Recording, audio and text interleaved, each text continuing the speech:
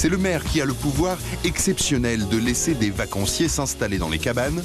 Et Michel Samarcelli trouve beaucoup de vertus à ces nouveaux arrivants. Sympa, non? Ça, c'est le cas d'une cabane de plaisanciers.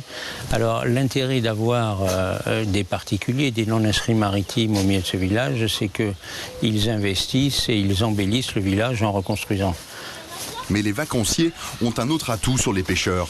Pour obtenir une maison, ils paient à la mairie 2 300 € par mois. C'est 4 fois plus que les pros de la mer. Ces recettes, bon an mal an, s'élèvent aujourd'hui à 400 000 € globalement. Les petites maisons de pêcheurs sont donc occupées par de riches vacanciers. Attirer ce public trié sur le volet et à haut revenu, c'est d'ailleurs la fierté du maire qui aime bien citer des exemples. Des grands patrons, de très grandes entreprises. Et il y en a, ils sont très nombreux. Il y a des ministres, des secrétaires d'État qui ont leur maison ici, qui viennent régulièrement. On vient à l'Èche-Cap-Ferré pour être tranquille et ne pas être remarqué. Et la mairie est aux petits soins avec ses nouveaux arrivants VIP. Voici par exemple ce que le maire nous présente comme une nouvelle réserve naturelle. En fait, un plan d'eau, des arbres et quelques canards. Venez.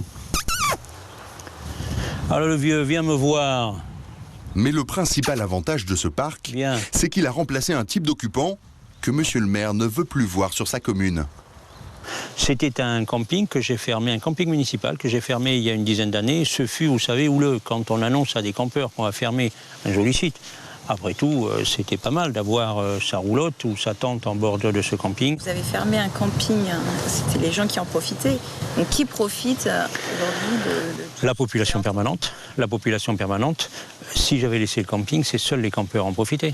Bon, c'est la population permanente et puis ce sont tous ces résidents secondaires, tous ces touristes qui viennent. Le Cap Ferré, c'est nature, c'est comme nulle part ailleurs.